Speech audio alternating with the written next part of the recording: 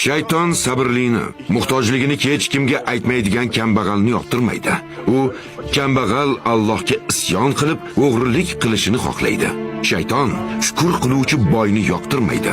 Shukr qilmagan boyning ko'zi molda bo'ladi. Ko'zi molda bo'lgach, moliga harom qo'shish oson.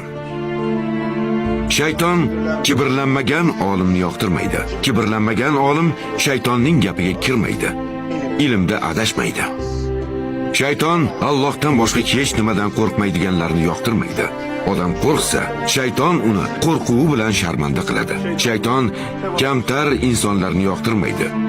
Chunki odamni shuhratga undaydi. Shuhrat uchun har xil gunohlarni qildiradi. Shunda odamlar yaxshi ko'rishlari uchun o'rtaga chiqadi. Haqiqatni yashiradi. Haqiqatni masxara qiladigan bo'ladi. Shayton mehnatkashni yoqtirmaydi. Mehnat qilgan odam mehnatiga